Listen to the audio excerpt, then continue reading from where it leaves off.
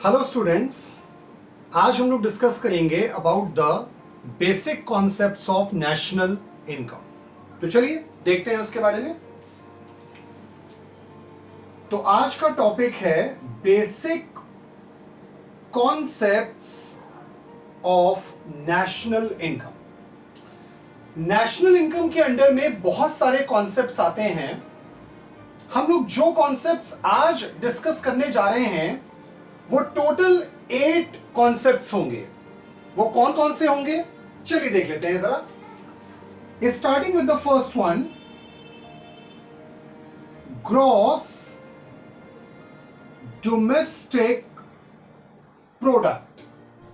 इसको short form में हम जीडीपी के नाम से जानते हैं। दूसरा कॉन्सेप्ट होता है ग्रॉस नेशनल प्रोडक्ट, जीएनपी के नाम से हम लोग जानते हैं। तीसरा होता है नेट डोमेस्टिक प्रोडक्ट, इसे हम लोग एनडीपी के नाम से जानते हैं। और चौथा नेट नेशनल प्रोडक्ट, एनएनपी के नाम से हम लोग जानते हैं। अब आप कहेंगे कि सर आपने तो कहा था 8 कॉन्सेप्ट्स हैं, यहां तो 4 ही हैं। एक्चुअली में ये 4 ही हैं जो 8 में कन्वर्ट होंगे। कैसे, मैं आपको बताता हूं। ये कॉन्सेप्ट्स 2 पार्ट में डिवाइड होते हैं। इसमें से एक पार्ट एमपी कहलाता है और एक पार्ट एफसी कहलाता है। एमपी का मतलब है मार्केट प्राइस, एमपी का मतलब है मार्केट प्राइस, और एफसी का मतलब है फैक्टर कॉस्ट, फैक्टर कॉस्ट। यानी एक बार हम मानेंगे gross domestic product at market price, तो एक बार मानेंगे gross domestic product at factor cost. यानी ग्रॉस डोमेस्टिक प्रोडक्ट तो सेम ही है, लेकिन एक बार इसे मार्केट प्राइस पे माना जाएगा और एक बार इसे फैक्टर कॉस्ट पे। तो ये 2 हो गया अपने आप में। ठीक उसी तरीके से बाकियों के साथ भी होगा। Gross national product, once it will be market price, another time it will be factor cost. Again ये 2 हो गया। Net domestic product at market price at factor cost, और net national product at market price at factor cost. अब एक बात मैं आपको और बता दूं, ये net national product at factor cost जो होता है, इसी को टेक्निकल भाषा में हम नेशनल इनकम भी कहते हैं।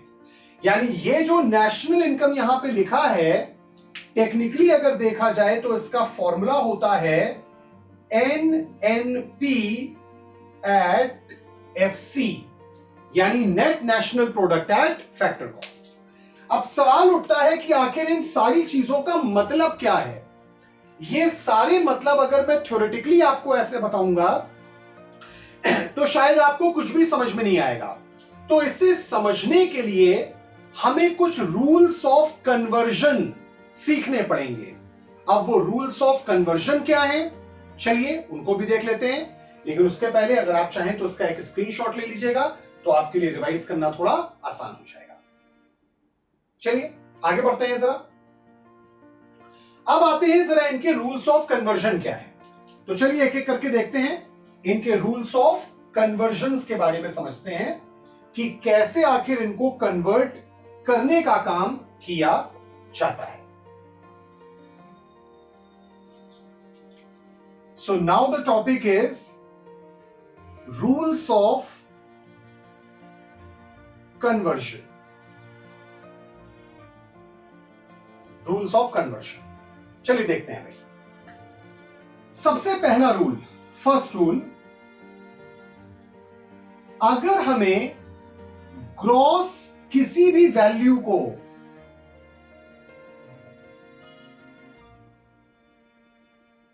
नेट वैल्यू में कन्वर्ट अगर करना है, ग्रॉस वैल्यू को नेट वैल्यू में, ग्रॉस नेट याद आ रहा है? अकाउंट्स में एक होता है ग्रॉस प्रॉफिट, एक होता है नेट प्रॉफिट। ट्रेडिंग अकाउंट बनाते हैं तो ग्रॉस प्रॉफिट निकलता है, पीएल अकाउंट बनाते हैं तो नेट प्रॉफिट निकलता है। याद आ रहा है कुछ ना? नेट यानी बचा हुआ, ग्रॉस यानी total.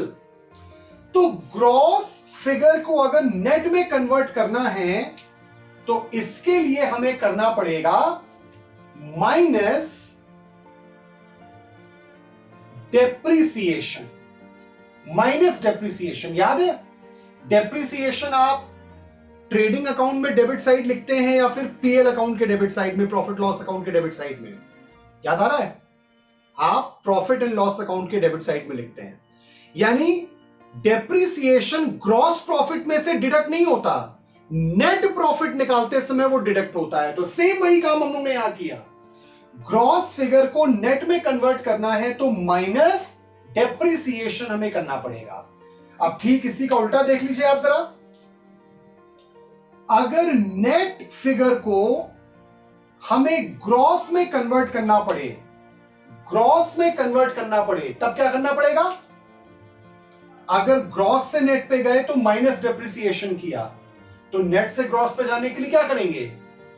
Obviously we will do the addition of depreciation. तो ये दोनों रूल क्लियर हो गए आपको? एक क्लियर हो जाएगा, दूसरा अपने आप समझ में आ जाएगा। I hope it's clear now. चलिए आगे बढ़ते हैं। Rule number 3, third rule of conversion है, अगर डोमेस्टिक वैल्यू को नेशनल वैल्यू में कन्वर्ट करना है तो क्या करना पड़ेगा? डोमेस्टिक और नेशनल, इनमें क्या फर्क है पहले समझिए जरा। डोमेस्टिक यानी देश के अंदर अंदर, with in the boundaries of the country, और नेशनल यानी इंटरनेशनल, यानी inside and outside the country at international level. तो डोमेस्टिक को नेशनल में कन्वर्ट करने के लिए हमें एडअप करना पड़ेगा एन फीफा। अब ये एन फीफा क्या है जरा समझ लेते हैं इस बात को पहले। देखिए यहां पे दो वर्ड्स होते हैं, एक होता है फीफा, एक होता है एन फीफा। फीफा यानी factor income from abroad, factor income from abroad, और एन फीफा का मतलब है net factor income from abroad. Factor income from abroad FIFA, net लगा दीजिए पहले, तो net factor income from abroad N FIFA. अब इन दोनों का मतलब क्या है, इस बात को जरा एग्जाम्पल के थ्रू समझते हैं। देखिए मान लीजिए दो कंट्रीज हो गई, this being India, this being USA. India से कुछ लोग, 10 लोग अमेरिका चले गए वहां जॉब करने के लिए। उन 10 लोगों ने अमेरिका से कमाकर इंडिया भेजा 5 लाख रुपीस, 5 लाख रुपए उन्होंने भेजे। तो ये 5 लाख रुपए हम इंडियंस को मिले while we are working in some other country abroad। Full form क्या है?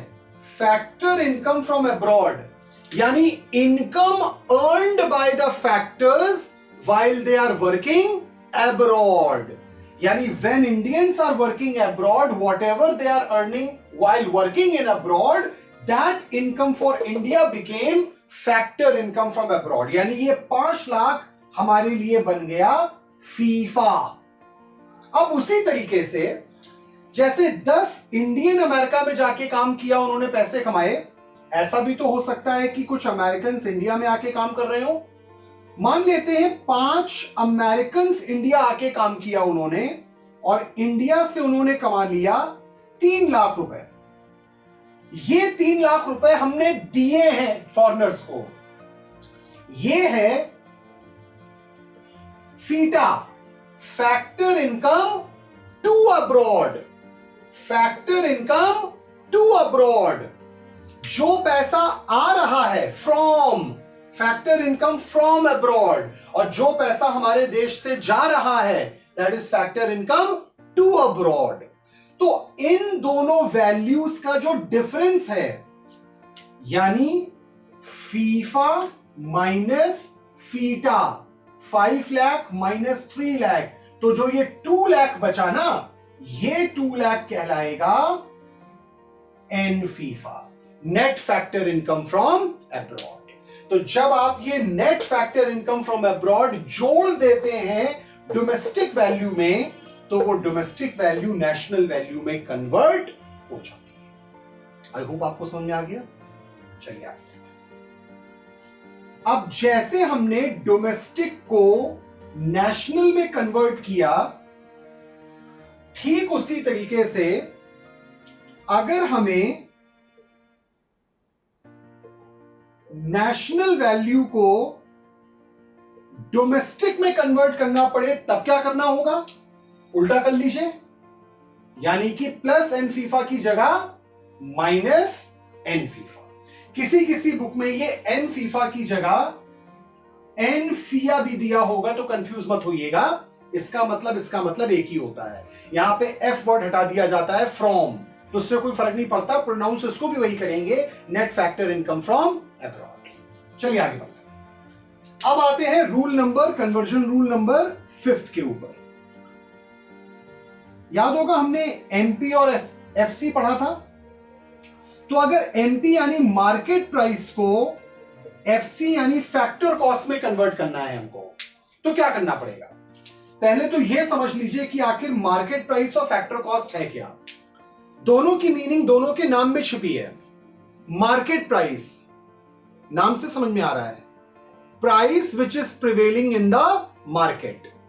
ये मार्कर मार्केट में आने के बाद कितने रुपए का मिल रहा है, यह कहलाएगा मार्केट प्राइस।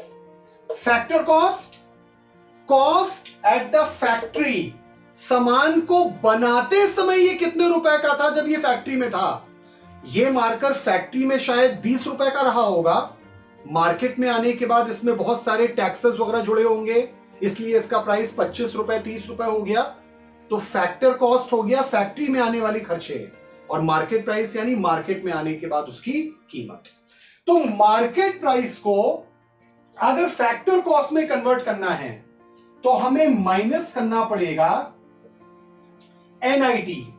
एनआईटी का मतलब नेट इनडायरेक्ट टैक्सेस। जो भी टैक्सेस मार्केट में आके जुड़े थे फैक्टर कॉस्ट पे जाने के लिए, उन टैक्सेस को हमें माइनस करना पड़ेगा। तो एनआईटी अगर माइनस कर देंगे नेट इनडायरेक्ट टैक्सेस, तो मार्केट प्राइस का फिगर फैक्टर कॉस्ट में कन्वर्ट हो जाएगा। इसी तरह से अगर हमें फैक्टर कॉस्ट को मार्केट प्राइस में कन्वर्ट करना पड़े, तब क्या करना पड़ेगा? ऑब्वियसली इसका ऑपोजिट, प्लस एनआईटी यानी प्लस नेट इनडायरेक्ट टैक्सेस। तो 6 नियम हम लोग ने पढ़े हैं, लेकिन एक्चुअली में देखा जाए तो ये 3 ही हैं, क्योंकि ये 2-2 के ग्रुप में है। तो पहला नियम और दूसरा नियम फिर से एक बार देख लेते हैं। ग्रॉस से नेट पे जाएंगे तो माइनस डेप्रिसिएशन, नेट से ग्रॉस पे जाएंगे तो प्लस डेप्रिसिएशन। डोमेस्टिक से नेशनल पे जाएंगे तो plus net factor income from abroad, national से डोमेस्टिक पे जाएंगे तो minus net factor income from abroad. और उसी तरीके से मार्केट प्राइस से फैक्टर कॉस्ट पे जाएंगे तो माइनस नेट इनडायरेक्ट टैक्सेस, और फैक्टर कॉस्ट से मार्केट प्राइस पे जाएंगे तो plus net indirect taxes. I hope आपको समझ में आया। लेकिन अभी मैंने सिर्फ रूल्स ऑफ कन्वर्जन बताए हैं आपको, कन्वर्ट करना कैसे होता है एग्जैक्टली उन अलग अलग 8 कॉन्सेप्ट्स को, वो मैं आप लोग को नेक्स्ट लेक्चर में बताऊंगा। तो अभी के लिए आप सिर्फ इतनी चीजों को पहले समझ लीजिए, क्योंकि जब तक आप ये नहीं जानेंगे आप कन्वर्ट करना भी नहीं सीख पाएंगे। तो ये प्रैक्टिकल में बहुत काम आता है, तो इसलिए पहले आप इसको समझ लीजिए। तो नेक्स्ट लेक्चर जो मैं अपलोड करूंगा उसमें मैं आपको कैसे कन्वर्ट करना होता है वो भी मैं आप लोग को प्रैक्टिकली करके दिखाऊंगा। तो टिल देन आप पढ़ते रहिए, देखते रहिए, एंड आई होप आप लोग ठीक होंगे। तो take care and good bye.